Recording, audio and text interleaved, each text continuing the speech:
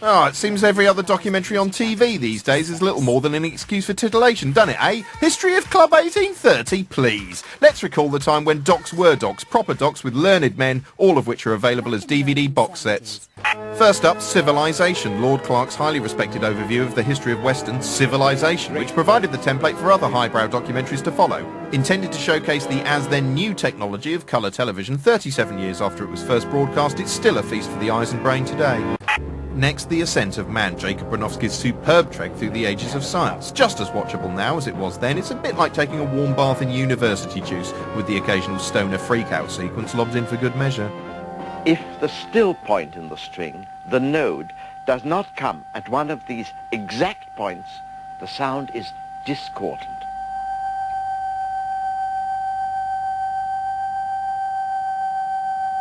Finally, The World at War, an epic and heart-rending history of the Second World War, worth buying for Laurence Olivier's gracious and affecting voiceover alone. Down this road, on a summer day in 1944, the soldiers came.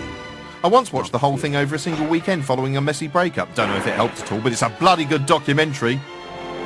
Now here's philosopher Jamie White, who wants to talk to you about adverts. Advertisers aren't stupid. They know what to appeal to. And so you can tell, for example, what people value. So you don't see very many advertisements these days that appeal to people's desire to be respectable, for example, or to be sober. It's all about being sexy and fun and healthy and so on. At the moment, naturalness or nature is worshipped, and so a lot of products are promoted on the grounds that they are natural. Something is natural if you get it as you would find it in nature, unmanipulated by man's influence. I saw a Jordan's ad recently that had the theme back to nature and the lovely pictures of the countryside and so on, as if this product is somehow very natural. But you don't find packets of cereal in nature. You might say that all the ingredients of the cereal packet are natural, but these are unnatural collections of natural stuff, and that's all there can ever be, unless you want to eat butterflies and apples off trees and so on.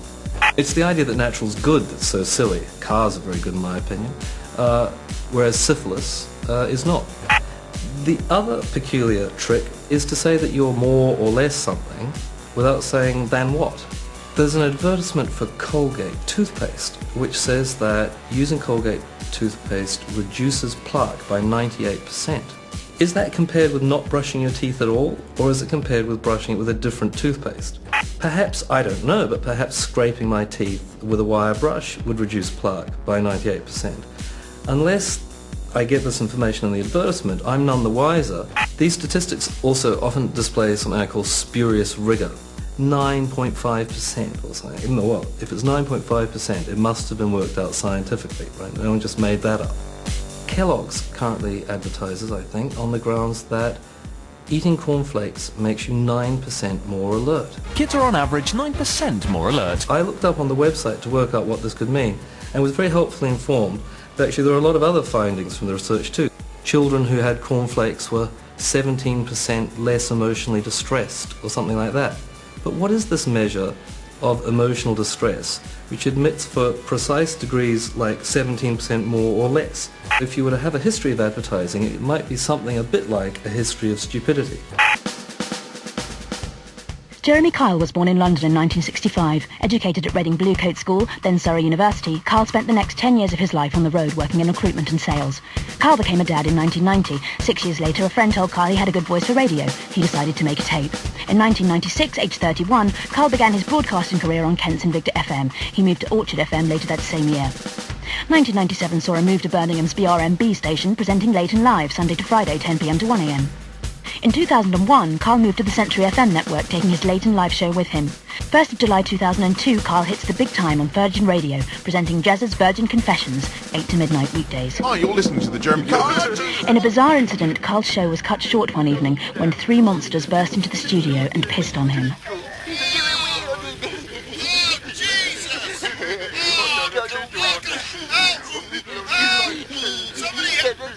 Somebody bring in and help me! Does anyone listen up? Does anyone, please call the police! Get off! Get off me! Get off me! Fast forward to today, and the Jeremy Kyle Show secures a 34% audience share in its slot on ITV, attracting up to 1.5 million very thick viewers. Well done, Kyle.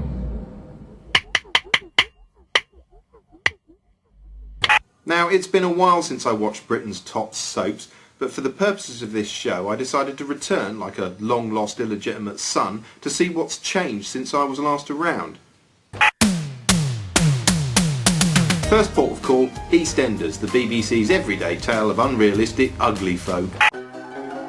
Now, at first glance, it seems not much has changed, although it's a bit more French than I remember. Try some wine. Don't mind. Would you prefer a lager? No, Martin, that's une lager. Still, at least the buildings are the same. Take the car lot. In real life, that would have been bulldozed to make way for a Nando's Chicken Land years ago. And now it's Quadrophenia Motors. All the businesses in Albert Square function as hand-me-downs. People just inherit them, like old sweaters. Speaking of old sweaters... Oh, what? Yeah, it's good to have some familiar faces to cling to. Phil Mitchell's still grunting his way around the square with a head like a scalded bollock. I've got to get me laughs from somewhere, ain't I? Ian Beale's just as popular as ever. I'm telling you to shove it. You're like I'll smack you up and dash you in the microwave. And Jim Branning still looks like a 95-year-old Tom York. Anyway, since I was last here, a bunch of futuristic newcomers have arrived, like this grumpy bugger, Bradley, whose hair seems to be competing with his cheeks to see which can look the reddest. Thankfully, the show seems to have dropped its tedious obsession with gangsters, which was what made me stop watching in the first place, although some things remain the same. Yes, Walford's still a world of unremitting squalor in which everyone communicates by shouting. Don't you care that he's bunking? All right, mate. What? Well, while you're soaking up the sun, I'm left there trying to pay for everything at home.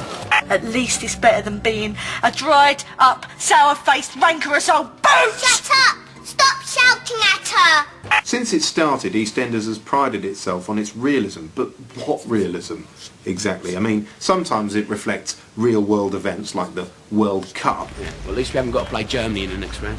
Yet Walford must have been the only part of London that didn't take part in the recent July the 7th commemoration.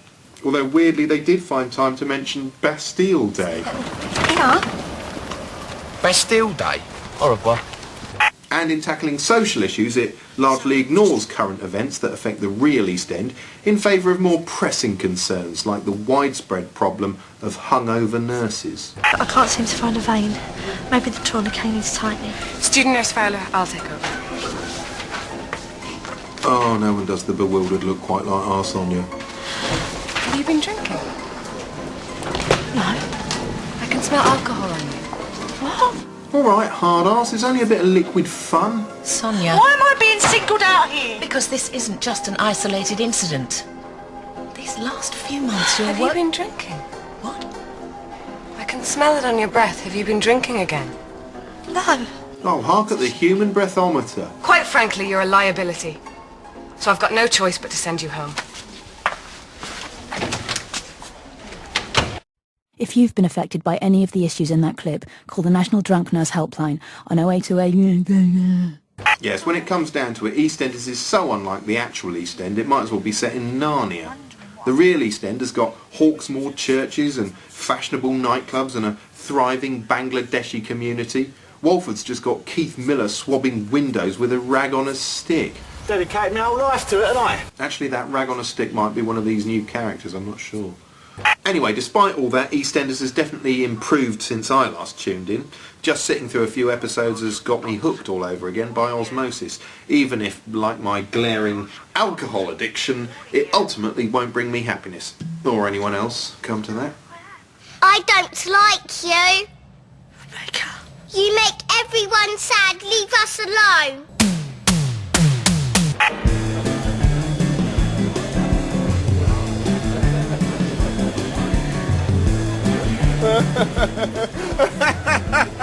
Isn't life fantastic? You've got the looks, the clothes, the money. You are living the dream, my friend. Oh. Except you're not, are you? The dream's just that, a dream. Real life doesn't work like that. Real life's a knobbly old mess full of graft and tedium and unexpected kicks to the nuts, spiritually speaking. So how come half the time your TV's smothered with glittering f***wits like that? fuck off!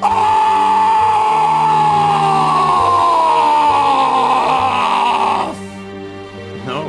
You know what I'm talking about. Modern aspirational TV. You're supposed to want to be like the youths from the shiny happy OC, and it works. You do. Yes, you do. Stop lying. You do. Aspirational. Aspirational. It's a term that crops up time and time again in commissioning briefs. In the minds of TV execs, viewers don't simply want to watch things, oh no.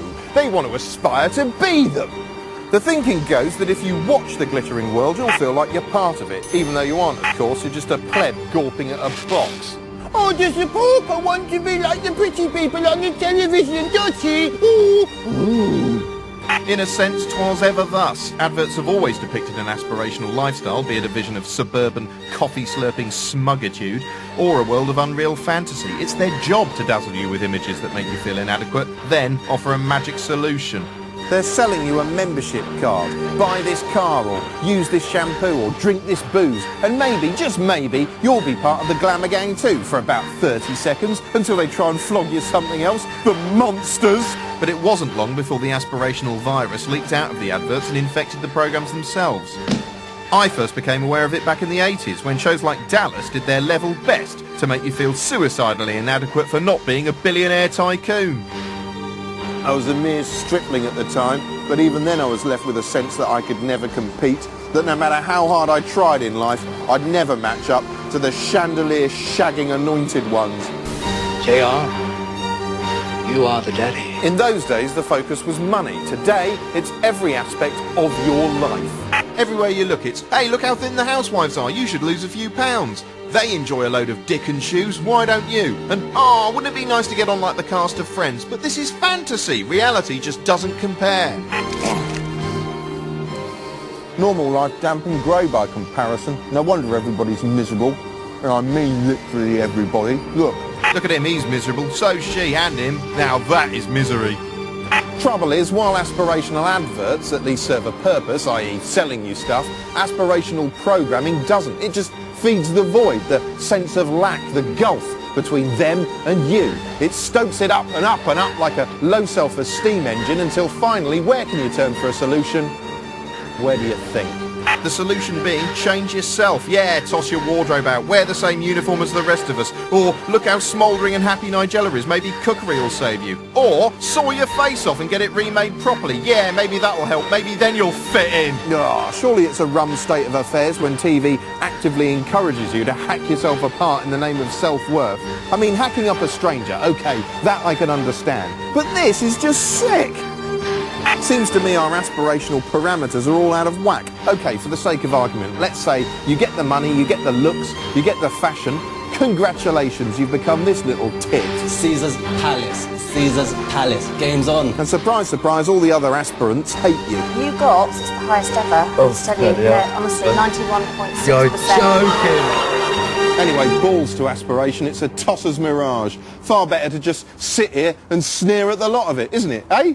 That's what we like to do, isn't it, eh? Have a good sneer, eh? Hey, that cheers us up, doesn't it, eh? Bit of camaraderie like that, yeah? Oh, do you want to put a smile on your face? We're all right, ain't we, mate, yeah? On next week's show, housemates versus Hitler, who's worst? And we offer some would-be celebrities their very own 40 seconds of fame. I'm very sorry. It's not going to be you.